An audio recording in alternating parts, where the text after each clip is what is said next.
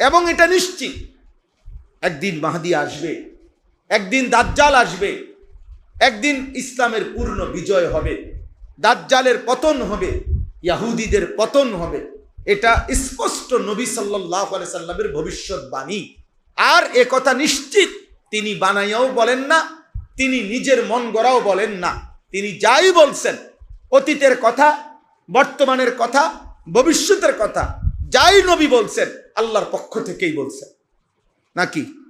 তাইলে অতএব এটা হবেই, ইসলামের বিজয় হবে, সারা পৃথিবীতে ইসলামের পতাকা উড়বে এবং মুসলমানদের বিজয়ের পতাকা উড়বে। তো নির্দিষ্ট পরিমাণ কিশোর, যুবক, নওজোয়ান, মুজাহিদ, তাদের দ্বারাই ইমানের বিজয় হবে। কিন্তু সেটা দেখার বিষয় হলো কাকে কাকে নিবে, এ সরাসরি রব্বে করিমের আসমানি ফয়সালা। আসমানি ফয়সালা। আবু বকর যেই বংশের, আবু জাহেল সেই বংশের, একই বংশের কুরাইশ। ওমর যেই বংশের, আবু লাহাব সেই বংশের, একই বংশের মানুষ, এরা দুজনই কুরাইশ। মালিকের পছন্দ হইছে, আবু বকরকে নিছে। মালিকের পছন্দ হয় নাই, আবু জাহেলকে নেয়। আল্লাহর পছন্দ হইছে, ওমরকে নিছে। আল্লাহর পছন্দ হয় নাই, আবু লাহাবকে নেয়। কার ফয়সালা এটা? নবীজির আপন চাচা আবু তালেব, নবীজিরই আপন চাচা আব্বাস, হযরতে আব্বাস, উনিও নবীজির চাচা। হযরতে আব্বাস যেমন চাচা, আবু তালেবও নবীজির চাচা। আবু তালেব নবী সাল্লাল্লাহু আলাইহি সাল্লামের মৃত্যু পর্যন্ত, আবু তালেবের মৃত্যু পর্যন্ত একদিনও নবীজির কোনো বিরোধিতা করে নাই। কথাটা বুঝেন, আমি বলি, কোনো বিরোধিতা করে নাই। 38 বছর নবীজির সেবা করছে আবু তালেব, 38 বছর। নবীজি সাল্লাল্লাহু আলাইহি সাল্লামের বয়স যখন 12, তখন নবীজির দাদা আব্দুল মুত্তালিব ইন্তেকাল করছে। তো মৃত্যুর সময় নবী সাল্লাল্লাহু আলাইহি সাল্লামকে আবু তালেবের হাতে তুলে দিছে, বলছে আমার নাতি বাবা হারা। নবীজি সাল্লাল্লাহু আলাইহি সাল্লামের আব্বা জান তো ইন্তেকাল করছে, তো এই ফুতের কাছে দিয়ে গেছে নাতি আবু তালেবের। তো এই 12 বছর বয়স থেকে আমাদের নবী সাল্লাল্লাহু আলাইহি সাল্লামের বয়স যখন 50 বরাবর, তখন আবু তালেবের ইন্তেকাল হয়েছে। তাইলে কত বছর? 12 থেকে 50, 38 বছর। 38 বছর একটা। এই 38 বছর নবীজির খেদমত করছে আবু তালেব, আদর সোহাগ করছে তিনি। নবী সাল্লাল্লাহু আলাইহি সাল্লামের সমস্ত দিকে নজর রাখছে। হযরতে আব্বাস রাদিয়াল্লাহু তাআলা আনহু মক্কার 13 বছর, মক্কায় যে নবুয়তের দাওয়াত দিছে, 13 বছর নবীজির এই চাচা আব্বাস নবীজির বিরুদ্ধেই ছিল, ইসলাম গ্রহণ করে নাই। মদিনায় যাওয়ার পরে বদরের যুদ্ধেও উনি নবী সাল্লাল্লাহু আলাইহি সাল্লামের বিরুদ্ধে যুদ্ধ করার জন্য আসছে আব্বাস। বদরের যুদ্ধে উনি বন্দী হইছে, এই 70 জন বন্দীর মধ্যে উনি একজন বন্দী। এইভাবে এত লম্বা সময় যিনি ছিল, উল্টা আল্লাহর ইচ্ছা হইছে, আল্লাহ আব্বাসকে কালেমা দিছে, ঈমান দিছে, কিন্তু 38 বছর যে সেবা করছে আবু তালেব, উনি বেঈমান হয়েই মারা গেছে। এখন এটার কি ব্যাখ্যা? এটা আমনে আমার কি সিদ্ধান্ত? এখানে আপনি আমি এখানে কোনো মতামত পেশ করার অধিকার আসেনি। কথা বলেন না। আপনি আল্লাহর লগে কইতে পারবেন নি যে আল্লাহ আপনি এটা কি করলেন? বুঝেন নাই কথা? আপনি বলেন। আবু তালেব 38 বছর খেদমত করলো, আল্লাহ তাকে ঈমান দিল না। আর ওমর তরবারি নিয়ে হত্যা করতে রওনা দিছে, আল্লাহ কো আমি এর ঈমান দিব। ওমা কি ও কইটা একটা কথা হইলো? আল্লাহ বলে হয় এটাই কথা, আমি বলছি যে এটাই কথা। সেদিন ওমর যেদিন ঈমান আনছে, সেদিন ওমর কি ঈমান আনতে রওনা দিছিল? নবীজির কমপক্ষে জিগাইবারও তো ইচ্ছা ছিল না। হ্যাঁ তো কথা ছিল, তোমরা কাবা শরীফের সামনে দাঁড়াও, আমি কল্লাটা আনতেছি, এই কথা ছিল না? মক্কার কুরাইশদেরকে দাঁড় করাই রাখছে। আল্লাহ বলছে আমার মন চাইছে আমি এই অবস্থাতে হেদায়েত দেব। সুবহানাল্লাহ। মালিকের ইচ্ছা হইছে, আস্তে আস্তে মালিকের ইচ্ছা হইছে, তো আল্লাহ তাআলা হেদায়েত দিছে। আল্লাহ চাইছে আব্বা, মালিক হেদায়েত দিছে। তাহলে আমার বলার উদ্দেশ্য হলো পরিবর্তন আল্লাহর হাতে। পরিবর্তন কার হাতে? আল্লাহ, আল্লাহর হাতে, আল্লাহর হাতে। জীবন আল্লাহর হাতে, হায়াত আল্লাহর হাতে, মৃত্যু আল্লাহর হাতে, আমাদের হাসি আল্লাহর হাতে, আমাদের কান্না আল্লাহর হাতে, আমাদের 24 ঘন্টার জিন্দিগি আল্লাহর হাতে। তিনিই ফয়সালা। আল্লাহ যাকে যখন ইচ্ছে করে তো তিনিই ফয়সালা দেয়। হেদায়েত আল্লাহই দেয়, হেদায়েত আল্লাহই দেয়, আল্লাহই দেয়। ইব্রাহিম আলাইহিস সালাম উনি বলছেন ওনার আব্বা আজর মৃত্যু পর্যন্ত ওনারে বুঝাইছে, উনি ঈমান আনে না, ইব্রাহিমের দাওয়াত। আবার এই ইব্রাহিম আলাইহিস সালাম মাত্র 12 বছর হয় নাই, 11 থেকে 12 বছর বয়সী উনার ছেলে ইসমাইল এই বয়সে উনারে বলছে তোমারে আমি স্বপ্নে দেখছি আল্লাহর হুকুমে জবাই করতেছি। ছেলে বলছে এক কথায় আব্বা আপনি এক্ষুনি আমার আল্লাহর হুকুম পালন করেন, আমি রাজি। 11 বছর বয়সের বাচ্চা ইব্রাহিমের কথায় আল্লাহ চিনে। আবার বাফে এই ইব্রাহিমের হাতে বাফে কালেমা পড়ে নাই। বিষয়টা কি? বিষয়টা কি? আল্লাহর ইচ্ছা। মূলত কার ইচ্ছা বলেন? আল্লাহর ইচ্ছা, আল্লাহর ইচ্ছা, আল্লাহ তাআলার ইচ্ছা। নবী সাল্লাল্লাহু আলাইহি সাল্লামের হাতে ওনার কোন চাচা কালেমা পড়ছে? কোন চাচা কি পড়ে নাই? কালেমা পড়ে নাই। কুরাইশ বংশের কোন লোক কালেমা পড়ছে? কোন লোক কালেমা পড়ে নাই। এজন্য ছেলেদেরকে বলি আব্বা তোমরা কেউ মনে করো না আমরা হুজুররা ইসলাম, মসজিদ, মাদ্রাসা, আল্লাহর দ্বীন তোমাদের কারো মুখাপেক্ষী না, কারো মুখা। তুমি যদি ল্যাংটা হইয়াও নাচো অসুবিধা হইতো, তোমার মতো আমার মতো 2-4 পাগল ছাগলের জন্য ইসলাম আটকায় না, আটকায় নাই। তোমার মতো আমার মতো নাফরমানরে না নিল ইসলামের বিজয় হবে। নবীর কথা সত্য হবেই হবে, হবেই হবে। কিন্তু আমারে নিলে আমার লাভ, আপনারে নিলে আপনার লাভ। হাদিসের মধ্যে কথা স্পষ্ট আছে, হাদিসের কুদসির মধ্যে আছে।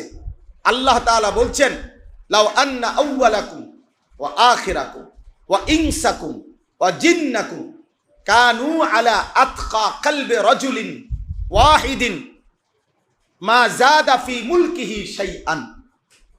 আল্লাহ বলে হে আমার বান্দাগণ তোমাদের প্রথম ব্যক্তি থেকে শেষ ব্যক্তি, তোমাদের জিন এবং তোমাদের মানুষ, সমস্ত জিন সমস্ত মানুষ, পৃথিবীর প্রথম জিন থেকে শেষ জিন, পৃথিবীর প্রথম মানুষ থেকে শেষ মানুষটাও যদি সকলেই যদি সর্বশ্রেষ্ঠ মুত্তাকি আল্লাহওয়ালা সর্বোচ্চ বুজুর্গ যদি সকলেই হয়, আল্লাহ তাআলা বলে খোদার কসম বান্দা আমার রাজত্বে আমার মর্যাদায় এক বিন্দুও বাড়বে না, আমি যেমন আছি তেমনই। এরপরের হাদিসের দ্বিতীয় অংশ আবার আল্লাহ বলছে লাউ আন্না আউওয়ালাকুম ওয়া আখিরাকুম ওয়া ইনসাকুম ওয়া জিন্নাকুম কানু আলা আফজার কলবি রাজুলিন ওয়াহিদিন মিনকুম মা নাকাসা মিন মুলকিহি ফি মুলকিহি শাইআন। যদি তোমাদের প্রথম মানুষ শেষ মানুষ, প্রথম জিন শেষ জিন সকলেই যদি এই পৃথিবীর সর্বনিকৃষ্ট বেঈমান নাফরমান সবচেয়ে বড় বেঈমানের মতো যদি সকলেই হয়ে যায়, আল্লাহ বলে বান্দা আমার রাজত্ব আমার শ্রেষ্ঠত্বে এক জাররাও কমবে না। মা নাকাসা, ওইদিকে বলছে মা জাদা। সবাই জুনায়েদ বাগদাদি আব্দুল কাদের জিলানী হইল আমি আল্লাহর মর্যাদা বাড়বে না, সবাই ফেরাউন নমরুদ হইল আমি আল্লাহর মর্যাদা কমবে না। আমি আছি, আমি আমার কোরআন কোরআনই থাকবে, আমার দিন দিনই থাকবে, আমার ইসলাম ইসলামই থাকবে, আমার নবী নবীই থাকবে, আমিই থাকবে। তুমি হাওয়া দিলে নবীর মর্যাদা বাড়বে, তুমি কমাই দিলে নবীর মর্যাদা কমে যাবে। না না, মোহাম্মদ হামিদে হামদে খুদা বাস, খুদা মদহে আফরি মুস্তাফা বাস। আল্লামা ইকবাল বলছে আল্লাহর প্রশংসায় নবী যত কথা বলছেন আল্লাহর প্রশংসার জন্য তাই যথেষ্ট, নবীর প্রশংসায় আল্লাহ যা বলছে তাই যথেষ্ট। মোহাম্মদ হামিদে হামদে খুদা বাস, বাস মানে যথেষ্ট। মোহাম্মদ হামিদে হামদে খুদা বাস, খুদা মদহে আফরি মুস্তাফা বাস আল্লাহর নবীর প্রশংসায়, আল্লাহর জন্য আল্লাহ যা বলছে, কোরআনে নবীর মর্যাদা, তাই যথেষ্ট, তাই যথেষ্ট। অতএব ইসলাম ছোট হয় না। ইসলাম কি হয় না? কোরআন ছোট হয় না, আল্লাহর দ্বীন ছোট হয় না, নবী মুহাম্মদ সাল্লাল্লাহু আলাইহি সাল্লাম ছোট হয় না আব্বা। আল্লাহ কোরআন, আল্লাহ পাক ছোট হয় না। আমি ছোট হই, গুনাহ করলে আমি ছোট হই, নাফরমানি করলে আমি ছুটে যাই, আমি ক্ষতিগ্রস্ত হই। এই মিথ্যা, চুরি, জিনা, ব্যভিচার, মদ, জুয়া, সুদ, ঘুষ, নারী, ছবি, গান, বাদ্য, খেলাধুলা, তামাশা, মোবাইলের এই অস্থিরতা, চুল, চেহারা, এই বেঈমান মুশরিকের অনুসরণ, 24 ঘন্টা আল্লাহর অবাধ্য জীবন আব্বা, এ তোমাকে ক্ষতি করে না। আসমানের ক্ষতি হয় না, জমিনের ক্ষতি হয়। এতে সূর্যেরও ক্ষতি হয় না, চাঁদেরও ক্ষতি হয় না। সূর্য ডুবতেও দেরি হয় না, চাঁদ উঠতেও দেরি হয় না, রাত শেষ হইতেও দেরি হয় না, দিন আসতেও দেরি হয় না, কোনো অসুবিধা হয় না। কায়নাত তার নিজ গতিতে চলে, শুধু আমি আর তুমি জাহান্নামের দিকে যাই। আমাদের বরবাদি, আমাদের একটা ছেলে বোঝো, একটা ছেলে বোঝো, একজনই বোঝো। অনেক চালাক মনে করো তোমরা, অনেক ছেলে অসভ্যতাকে চালাকি মনে করে। না আব্বা, অসভ্যতা তো চালাকি না, অসভ্যতা। নোংরামিকে চালাকি মনে করে। না রে বাবা, নোংরামি তো চালাকি না, নোংরামি তো নোংরামি, নোংরামি তো নোংরামি। গুন্ডামি তো চালাকি না, গুন্ডামি তো গুন্ডামি। সন্ত্রাসী তো চালাকি না, সন্ত্রাসী। সাদাবাজ তো চালাক না, সাদাবাজ। সুর তো চালাক না, সুর। ডাকাত তো চালাক না, ডাকাত। লুচ্চা তো চালাক না, লুচ্চা। বেশ্যা তো চালাক না, বেশ্যা। পতিতা তো চালাক না, পতিতা। সুদখোর তো চালাক না, সে সুদখোর। ঘুষখোর তো চালাক না, সে ঘুষখোর। বেহায়া নর্তকী তো চালাক না, সে নর্তকী। বোঝো নাই শিহাব? যে এটা তো শব্দ কি আছে, নির্ধারিত আছে। তুমি চালাক কইবা কিতা? প্রত্যেক পাপীর জন্য পৃথক পৃথক শব্দ আছে না? তো হে চালাক হবো কেমনে? ও চালাক হবে কেমনে? অনেক ছেলে আছে দেখ, মনে করে আমি যে বাটফারি করি আমি চালাক। হ্যাঁ, তুমি বাটফারে না। আমি যে মাকে ফাঁকি দেই আমি চালাক। না না, তুমি ফাঁকিবাজ। আমি যে নামাজকে ফাঁকি দেই তুমি চালাক। না না, তুমি ফাঁকিবাজ। আবু জাহেল নামাজ ফাঁকি দিয়ে কি লাভ হয়েছে? আবুল আহাব আল্লাহকে ফাঁকি দিয়ে কি মর্যাদা পাইছে? ফেরাউন নমরুদ আল্লাহকে ফাঁকি দিয়ে কি মর্যাদা পাইছে? এই পৃথিবীর কোন নিকৃষ্ট পাপী বাবা বলেন নাফরমানি করে কে কোথায় গেছে? একটা বেঈমান এই পৃথিবীতে যে বুলে, উনি মূলত বেঈমান, কিন্তু বুলে মানুষ উনারে চিনতে পারছে না, টের করতে পারছে না, শেষ পর্যন্ত ধরা খাইছে না। এখনো তিনি জুনায়েদ বাগদাদির মতো মর্যাদাবান। এমন বেঈমান কে? কথা বলে না। এমন নাফরমান কে যে না মানুষ অনুতার করতে পারছে না? এজন্য একটা কথা আছে প্রসিদ্ধ, ইতিহাস কখনো ভুল কালিতে লেখা হয় না। ইতিহাস কখনো কি হয় না?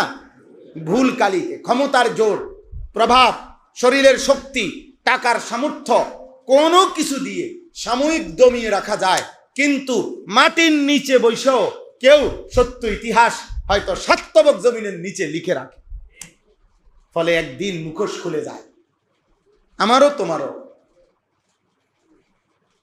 মুখোশ কি হয়ে যায়? খুলে যায়। আল্লাহ নবী সাল্লাল্লাহু আলাইহি সাল্লাম বলছেন, হে আল্লাহর বান্দা, রাতের অন্ধকারের একাকিত্বের গুনাহ তোমার। নবীজি বলছে, কসম উম্মত, দিনের আলোতে আল্লাহ তাআলা চেহারায় ভাসিয়ে দেয়। এই জন্য মানুষ দেখে নাই তুমি মদ খাইছো, মানুষ দেখে নাই তুমি জুয়া খেলছো, কিন্তু তোমার গুনার চিহ্ন চেহারা দেখেই মানুষ মন্তব্য করে, দেখলেই মনে হয় ফুটটা ঘর। এটা কেমনি করলো না তো? বুঝেন নাই কথাটা? আরে তারে দেখতে মনে হয় গাঁজা ঘর। হ্যাঁ, চেহারা দেখলে তো মনে হয় সুর। কিরে তুই সুরের মতো এরম এরম করস কা? মানুষ কয় না? কি বুঝা গেল? অথচ সে যখন গুনাহ করছে তখন কিন্তু এই লোক সাথে ছিল না। ছিল এই লোক, কিন্তু না, মানুষ চিনতে ভুল করে না। অফিকা উয়ুবুন ওয়ালিন্নাসি আয়ুনুন, আরবি প্রবাদ এটা। অফিকা উয়ুবুন ওয়ালিন্নাসি আ'য়ুনুন, তোমারও দোষ আছে, মানুষেরও চোখ আছে। তোমারও দোষ আছে, মানুষেরও চোখ আছে। তোমরা যারা আব্বা মুশরিকের মতো চুল, মানুষ তোমাদেরকে ইমানদার ভাবে না।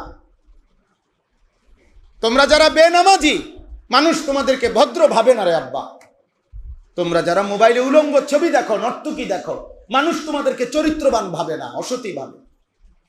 হয়তো বলে, নয়তো বলে না, সেটা ভিন্ন বিষয়। বলে কেউ, কেউ বলে না। না বলা মানে তো বাচ্চা গেলা না। যাদের কপালে নামাজ নাই, সেজদা নাই আব্বা, এটা মানুষ বুঝতে ভুল করে না, চিনতে ভুল করে না, ভুল করে না। এজন্য কোনো একজন ছেলে, কোনো একজন, তোমরা আমাদের পরিচিত ছেলে, আমি এই এলাকার মানুষই বলা যায়। ওই যে মাওলানা শিহাব আমাদের ছাত্র, ও আমার বলতেছে হুজুর ঘোষণা দিয়ে দিতাম না। আমি গেলাম সারিফারাও যদি আমার নাম কইয়া দেওয়ান লাগে, আমি কে? তো আমি আজ এত বছর ঘাস কাটি করি। এই গ্রাম তো আমি একবার দুইবার না, বারবারই আসছি, বারবারই আসছি। কবির ভাই বলতেছেন মসজিদের শুরুতেই আমরা আসছিলাম, আমার হয়তো মনে নাই, কিন্তু কত আসছি আপনাদের এলাকায়, গলিতে গলিতে আসছি, গ্রামে গ্রামে গেছি, গ্রামে গ্রামে। আলহামদুলিল্লাহ, আলহামদুলিল্লাহ। সোনাকান্দা মাদ্রাসায় যখন চাকরি করতাম, কত পায়ে হাইটা হাইটা এই গ্রামগুলোতে আমরা মাহফিলে গেছি, ক্ষেতের লাইলি দিয়ে গেছি, ফইরা পাঞ্জাবি টাঞ্জাবি ফেঁকে কাদায় বিজ্ঞা শেষ, এইগুলো নিয়ে ওয়াজ করছি।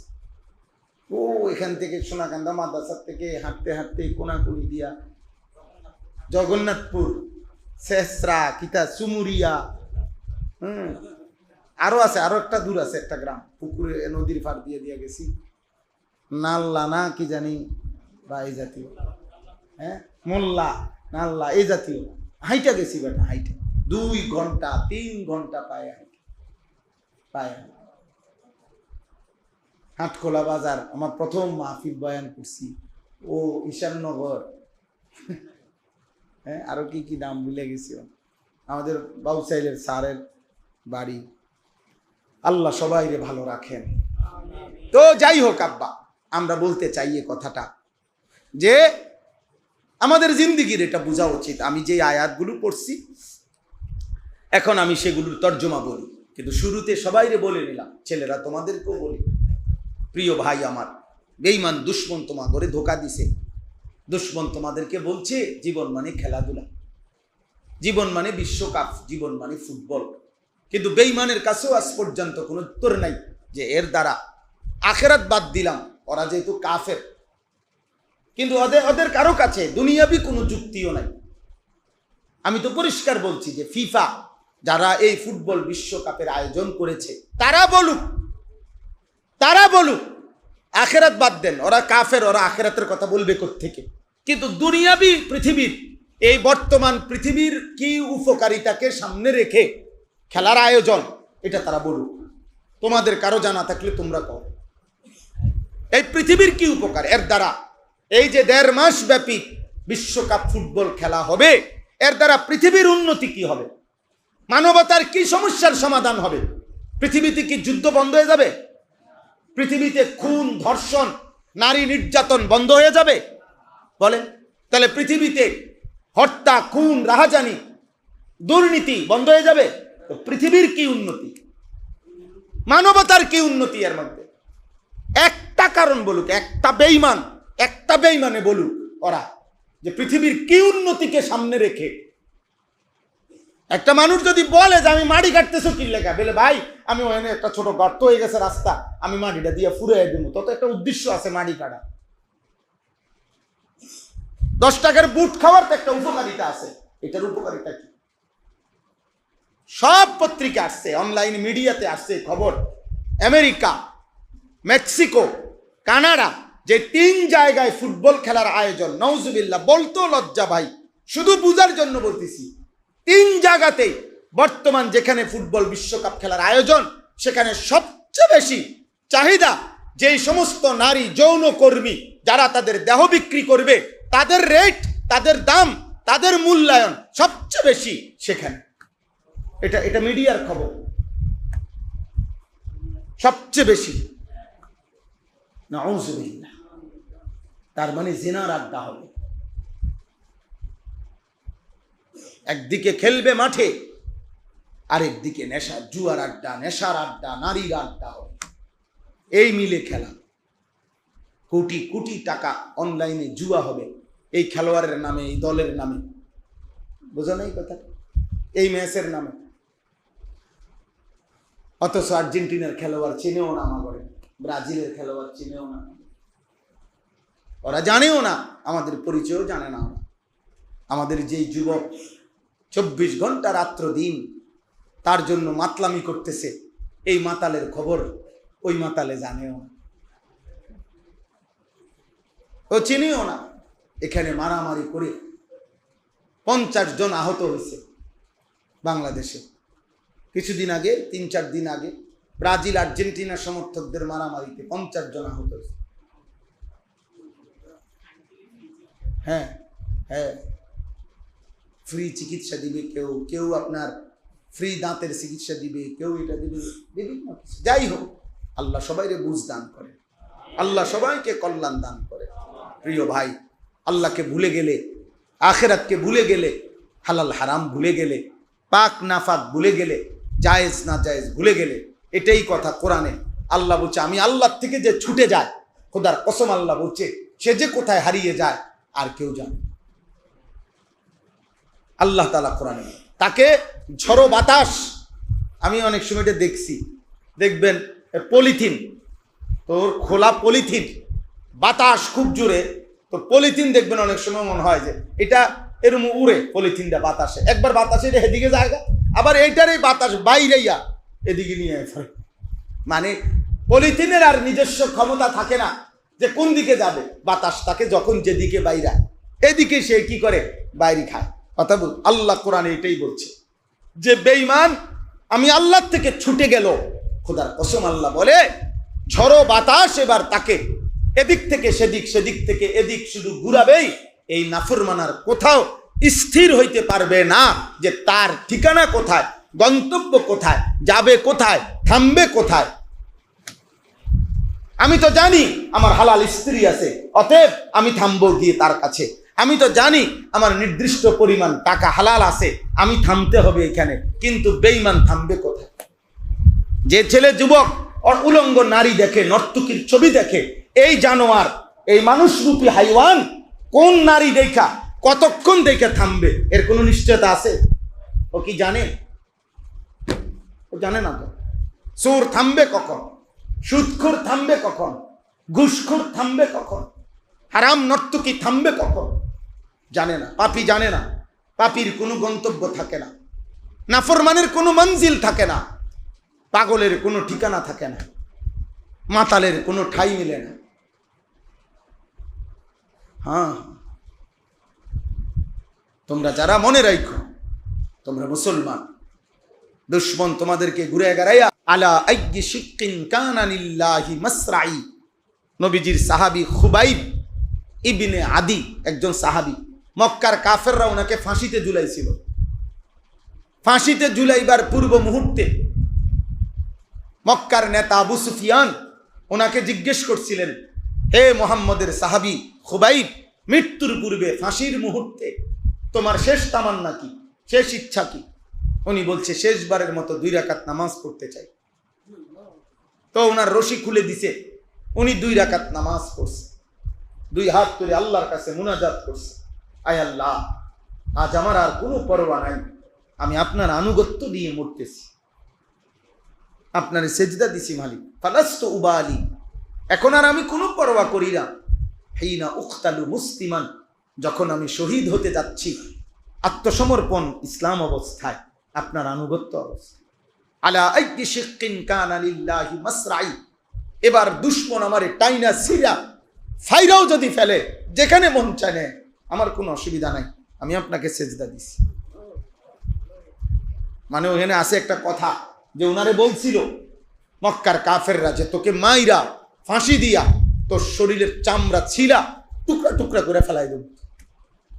তিনি ওই কথার জবাবে এই কথাটা বলছে যে যে আমি যেহেতু আল্লাহ আপনাকে সেজদা দিছি, আলা আইয়ি শিক্কিন কানা লিল্লাহি মাসরাই, এবার যেদিকেই যা ইচ্ছে আমার লাশকে নিয়ে করা হোক, সিরা ফেলুক, টুকরা করে ফেলুক, আমারে পশ্চিম দিক হোক, পূর্ব দিকে হোক, উত্তর দিকে হোক, দক্ষিণ দিকে হোক, যেখানেই ছুঁড়ে মারুক, কোনো অসুবিধা নাই মাওলা, আমি তো আপনাকে সেজদা দিয়ে মরছি। এরপরে তিনি বলছেন, হাদিসে আছে, হযরত খুবাইব আর দ্বিতীয় আরেকটা দোয়া করছে, আল্লাহ আপনার কাছে আমার তামান্না, আমি আমার নবীর ভালোবাসা নিয়ে আল্লাহর দ্বীনের জন্য মরতে যাচ্ছি, শহীদ হচ্ছি। আমি এখন মক্কায়, নবী তখন মদিনায়, আল্লাহ নবী সাল্লাল্লাহু আলাইহি সাল্লাম তখন মদিনায় ছিলেন। হিজরতের পরের ঘটনা এটা। পরে উনি বলছে, আমার একটাই তামান্না, এখান থেকে আমার এই হত্যার, আমার যে ফাঁসি দিচ্ছে, এই পুরা দৃশ্যটা আল্লাহ আপনার কুদরতে আপনি আপনার বন্ধুকে মদিনায় বৈশা আমার নবীকে দেখাইবার ব্যবস্থা করেন, উনি যেন দেখ। এটা কি সব কিতাবে আছে। আল্লাহর নবী মদিনায় মসজিদে নববীতে বসে বসে তখন নবী সাল্লাল্লাহু আলাইহি সাল্লামের চোখ মুবারক কাঁদতেছিলেন। সাহাবারা জিজ্ঞেস করছেন, ইয়া রাসূলুল্লাহ আপনি কাঁদতেছেন কেন? আল্লাহর নবী বলেন, সাহাবারা আমার খুবাইবকে ফাঁসি দিচ্ছে, আমার খুবাইবকে ফাঁসি দিচ্ছে। ফাঁসি দেওয়ার পরে মক্কার কাফেররা ওনার লাশ ঝুলাইয়া রাখছে, গাছের মধ্যে টাঙ্গা দিয়ে রাখছে, এবং পাহারাদার নিয়োগ দিছে যে কেউ যেন লাশ নামাইতে না পারে, এখানেই পচে পড়ে থাকবে। আল্লাহর নবী তখন মদিনায় চোখের পানি মুছতে মুছতে সাহাবাদেরকে বলছে, সাহাবারা এমন কেউ আছো কিনা হিম্মতওয়ালা, আমার খুবাইবের লাশ নামাইয়া মদিনায় আনবা। আমার খুবাইবের লাশ তো ঝুলায় রাখছে, ওর লাশের তো জানাজা হইতে হবে, দাফন হইতে হবে, তোমরা কেউ হিম্মত করো। একজন সাহাবী হিম্মত করছে, উনি 15 দিন পর্যন্ত গোপনে সফর করতে করতে করতে শেষ রাত্রে, গভীর রাতে, শেষ ফজরের ওয়াক্তের পূর্ব মুহূর্তে ওই লাশের কাছে গিয়া, পাহারাদার যেই দুশ্মন তখন ঘুমায় রইছে, উনি আস্তে এই পবিত্র লাশ নামাইছে। এবং ওই কিতাবে আমরা পড়ছি, ওই সাহাবী বর্ণনা দিছে যে আল্লাহর কসম 15 দিন পরে আমি যখন লাশ নামাইছি, মনে হয়েছে যেন খুবাইবের পবিত্র রক্ত, তাজা খুন এখনো ঝরতেছে, এখনো লাশের রক্ত ঝরছে। তিনি বলেন, আমি ঘোড়ার পিঠে আমার বুকে নিয়ে খুবাইবের লাশ নিয়ে মদিনায় রওনা দিলাম। ফজরের ওয়াক্ত হয়ে গেল, ওই দুশ্মন ঘুম ভেঙে গেছে, আর চিৎকার চেঁচামেচি করে মানুষ ডাইকে ফেলছে, লাশ চুরি হয়ে গেছে। এরপরে সবাই হাঁটা খোঁজা শুরু করছে, তারাও ঘোড়া দিয়া। তো আরবের কুরাইশরা, কাফেরদের একটা বিদ্যা ছিল, মানে তাদের একটা জ্ঞান ছিল, তারা এই পায়ের চিহ্ন দেখা ঘোড়ার মানুষের বুঝতে পারত কোন দিকে গেছিল। এই নবীজিরও পদচিহ্ন দেখে দেখে আবু বকরের গারে সৌরের কাছে পর্যন্ত তারা গেছিল ওই নবীর হিজরতের সময়। তো এখান দিয়ে বের করে ফেলছে। এরপরে যখন হজরত খুবাইবের লাশ নিয়ে সাহাবী যাচ্ছেন, উনি পিছন দিকে তাকায়া দেখছে কাফেরদেরকে দেখা যায়, ওরা ধরে ফেলবে। এই কথা স্পষ্ট আমরা কিতাবে পড়ছি। এই সাহাবী যখন চূড়ান্ত বুঝছে যে আর উনি এই লাশের হেফাজত করতে পারবে না, কারণ ওরা ধরে ফেলবে আর কিছুক্ষণের মধ্যে, তখন তিনি আবার আল্লাহর কাছে, এইবার এই সাহাবী 2 হাত তুলে বলছে, আল্লাহ আপনার বন্ধুর আমানত আমি নিছিলাম, পারলাম না, আমি আপনার কাছে রাখলাম, আপনার দোস্তের আমানত আপনি হেফাজত করেন। এরপরে ওই সাহাবী ঘোড়ার থেকে নেমে এই সাহাবীর পবিত্র লাশ মাটিতে রাখছে, আল্লাহর কুদরতে মাটি 2 ফাঁক হয়ে সাহাবীর লাশ ভিতরে চলে গেছে। এই জন্য এই সাহাবীকে বলা হয় মালিকুল আরদ, যেই সাহাবীকে মাটি নিজে গ্রহণ করে নিয়েছে। খুবাই, হ্যাঁ, পুরো ঘটনাটা বললাম আর কি। এজন্য প্রিয় ভাই, আল্লাহকে মানো, আল্লাহকে মানো, আল্লাহকে মানো, আল্লাহকে মানো, দিন মানো, সেজদা করো, পৃথিবীতে সম্মানের প্রিয় পাত্র হয়েই থাকবে। আল্লাহকে ছেড়ে নিজ ঘরের মানুষের কাছেও কোনোদিন স্মরণীয় হবে না। একদিন বাবা বলে দিবে মার কাছে নিজের ফুতের ব্যাপারে যে এই অজাত বাড়ির থেকে বাইর করো, তে আমার কলিজাটা জ্বালায় লাইছে, তারে বাইর করো, বাইরতে বাইর করো, তারে জিগাও কি করব, এই অজাত বাইর করো, এই মানুষই তো না, এই হারামি আমার কলিজা পুরাই লাইছে। কত বাবা আছে না এমন বলে না? কার ব্যাপারে? আপন ফুতের ব্যাপারে। আহ, হায় হায় রে বদনসিব, তোর বাপ তোর প্রতি ভরসা হারায় ফেলছে, তোর মা এখন দমে দমে চিন্তা করতেছে কেমনে তারে বাইর করেন যায়, বিদায় আফদ সরাও। এরপরে আর কি থাকে জীবনের? যে সন্তান তার বাবার কাছেও অপছন্দ হয়ে যায়, মার কাছেও, এই নাফরমানের জীবনে আর কি আছে? মোবাইলের নর্তকীও তো নাই, মোবাইলের নর্তকী পাইব কইলে? ওই নর্তকী কি থেকে তার জন্য সাজছে না, তো টাকার জন্য সাজ। আল্লাহ আমাদেরকে হেফাজত করেন, আল্লাহ আমাদেরকে মাফ করে দেন। এই সূরার 5টা আয়াত আমি তেলাওয়াত করেছি, এবার তর্জমাটা বলি, তাইলে আমার কথা শেষ। আমাদের জীবনের একটা স্বপ্ন, বাবাদেরকে বলি, আপনাদেরকে বলি, জীবনের লম্বা সময় হয়ে গেছে, হায়াতও লম্বা সময় হয়ে গেছে। আমি আজকেও শিহাবের কাছে বলতেছিলাম, আমার 45 বছর, দেখতে দেখতে 45 বছর বয়স এখন।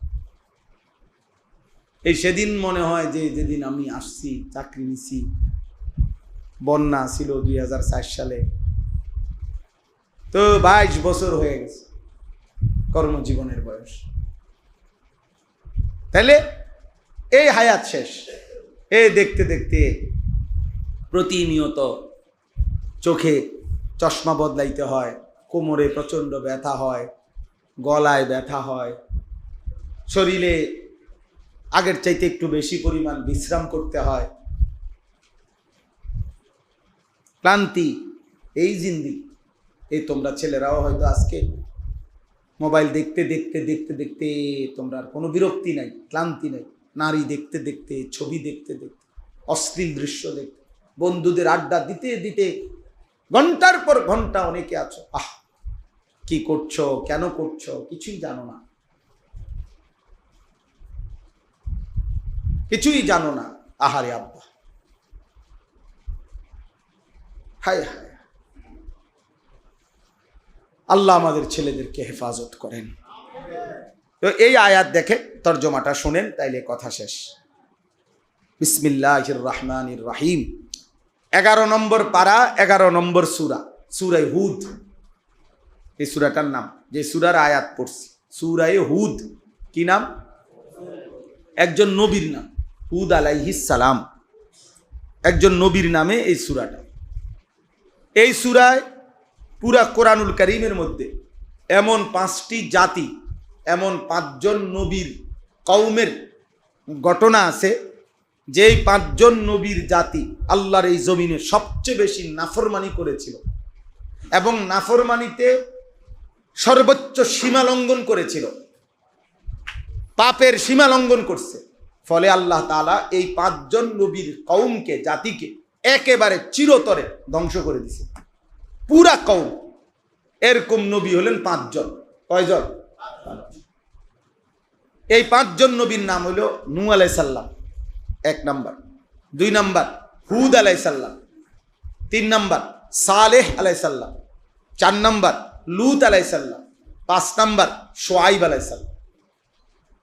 নূহ আলাইহিস সালাম, হুদ আলাইহিস সালাম, সালেহ আলাইহিস সালাম, লূত আলাইহিস সালাম, শুআয়ব আলাইহিস সালাম।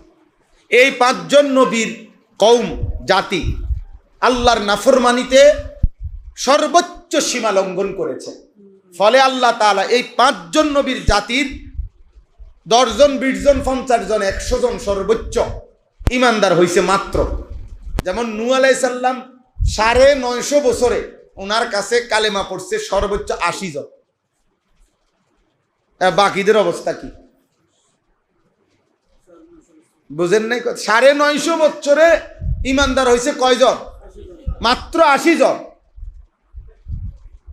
তাইলে বাকি নাফরমানি করছে বেশি, সীমা লঙ্ঘন করছে বেশি। ফলে আল্লাহ তাআলা এই 5 নবীর উম্মতকে একদম ধ্বংস করে দিছে, সমূলে শেষ করে দিছে, একেবারে গোষ্ঠী শুদ্ধা। কোলের বাচ্চা, পেটের বাচ্চা, নারী, বুড়া, জোয়ান, সুস্থ অসুস্থ সব আল্লাহর আযাব দিয়ে শেষ করে দিছে। এই 5 জন নবীর উম্মতের নাফরমানি, পাপের ঘটনা, আল্লাহর আযাব এবং ওই নবীদের দাওয়াত, মানুষকে বুঝানো, এই ঘটনাটা, এই পুরা বিষয়টা সবচেয়ে বেশি লম্বা বিস্তারিত বর্ণনা আল্লাহ এই সূরার মধ্যে করছে। কোন সূরা? সূরা হুদ। এই সূরা আরো সূরার মধ্যে আছে, কিন্তু এই সূরাতে সবচেয়ে বেশি বিস্তারিত পূর্ণাঙ্গভাবে আল্লাহ তাআলা ওই 5 জন নবীর ঘটনা, তাদের দাওয়াত এবং তাদের কওমের নাফরমানি আর আল্লাহর আযাব, এই তিনটা বর্ণনা আল্লাহ বিস্তারিত দিয়েছেন। এই সূরাটা যখন নাজিল হয়েছে আমাদের নবী সাল্লাল্লাহু আলাইহি সাল্লামের উপরে, তখন এই সূরা নাজিলের কিছুদিন পর সর্বপ্রথম তাফসিরে আছে আমাদের নবী সাল্লাল্লাহু আলাইহি সাল্লামের এই সূরা নাজিলের কয়দিন পরে সর্বপ্রথম নবীজির পবিত্র দাড়ি মুবারক, দাড়ি একটা বা দুইটা চুল সাদা হয়ে গেছে প্রথম।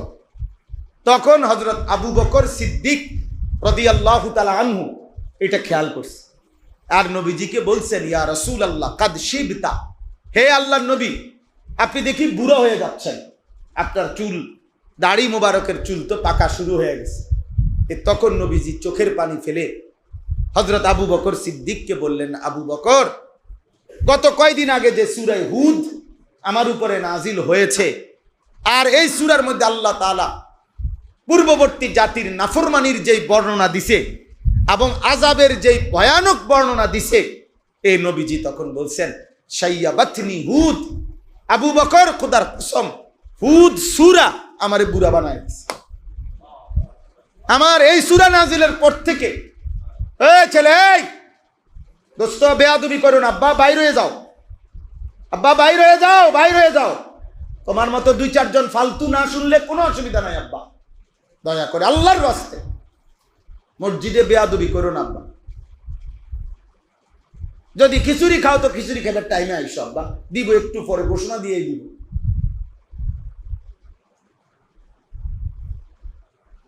আমি ছেড়ে দেওয়ার মানুষ না,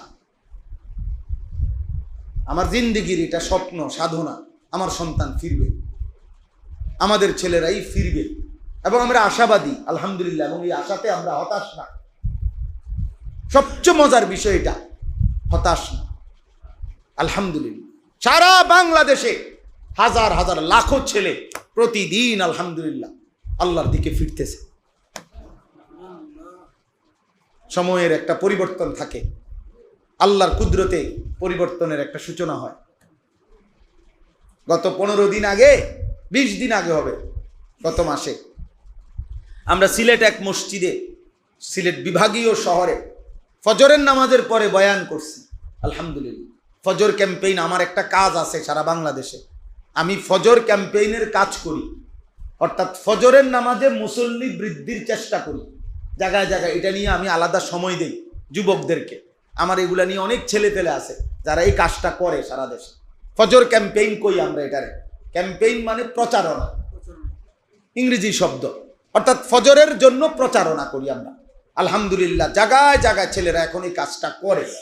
তো সিলেট বিভাগের ছেলেরা আমাদের যারা, তারা সিলেট বিভাগীয় শহরের একটা বড় মসজিদ 3 তালা, ওইটার মধ্যে বলছে, হুজুর আমরা ফজর ক্যাম্পেইনের পক্ষ থেকে ফজর বাদ বয়ানের ব্যবস্থা করছি, আপনি আসবেন। আমি ইনশাআল্লাহ ফজরের পরেই বয়ান হবে।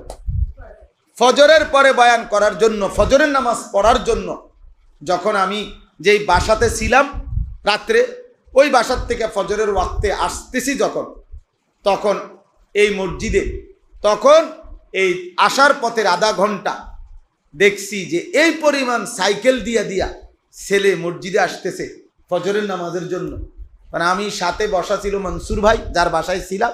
আমি মনসুর ভাইরে বললাম, মনসুর ভাই দেরি হয়ে গেছে আপনার আসতে, হইতে পারে আপনি গিয়া আজ ইনশাআল্লাহ আপনি হয়তো ফজরের নামাজের জন্য ইমাম সাহেবের তালায় জায়গা পাইতেন না।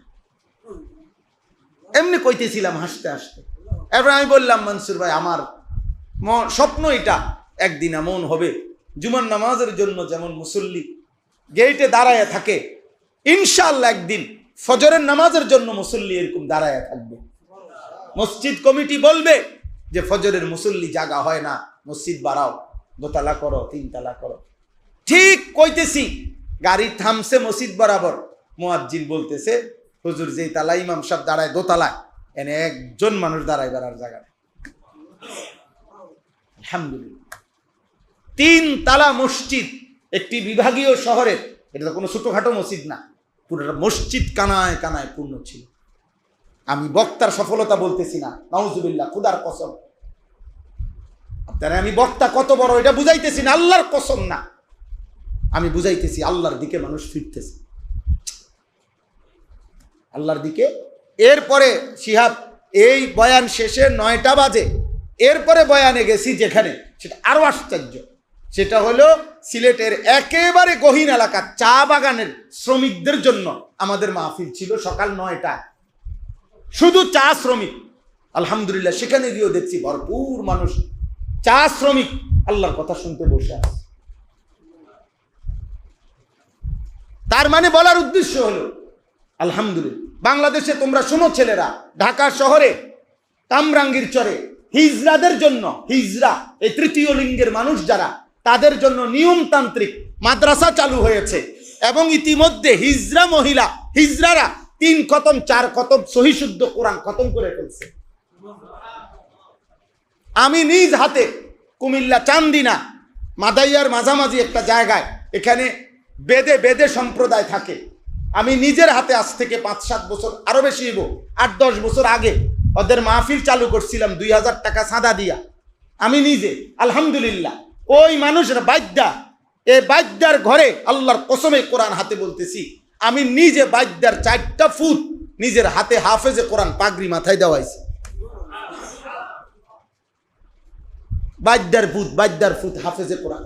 বাদ্যা বোঝেন না, নৌকার থাকে যারা, জি জি, এটা সময়ের পরিবর্তন, এটা মালিকের ফয়সালা, বোঝো নাই? বৃষ্টি যখন আসে তার আগে ঠান্ডা বাতাস বইতে থাকে, বৃষ্টির আগের বাতাস বইলেই যেই কোনো বুদ্ধিমান মানুষ বুঝে যে এই বাতাসটার ঠান্ডাটাই আলাদা, সে বুঝে বৃষ্টি আসতেছে, ইমানের বিজয় আসতেছে, আলহামদুলিল্লাহ, ইসলামের বিজয় আসতেছে সারা পৃথিবী।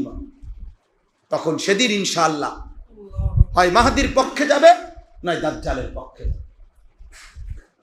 ইমান আমলওয়ালা হইলে ইনশাআল্লাহ মাহদিকে পাইবা, ইমান আমলওয়ালা না হইলে বেঈমান দাজ্জালের পক্ষে চলে যাবে, খালাস। আল্লাহ তোমাদের সবাইকে কবুল করে, আল্লাহ তোমাদের সবাইকে কবুল করে। চলেন তর্জমাটুকু শুনেন। আল্লাহ তাআলা বলেন, তো বলতেছিলাম নবীজি বলছেন, শাইয়াবাতনি হুদ, আবু বকর সূরা হুদ আমারে বুড়া বানায় ফেলছে। কেন? অর্থাৎ হইল আমার উম্মত যদি এই গুনাহগুলো আবারও তারাও করে, আহা, আমার আল্লাহর আযাব যদি আমার উম্মতের উপরে আসে তাদের কি হবে? উম্মতের পেরেশানি আমারে বুড়া বানায় ফেলছে। নবী সাল্লাল্লাহু আলাইহি সাল্লাম বুড়া হয়ে বলতেছে, আমার বুড়া বানায় ফেলছে, আমার উম্মতের টেনশন।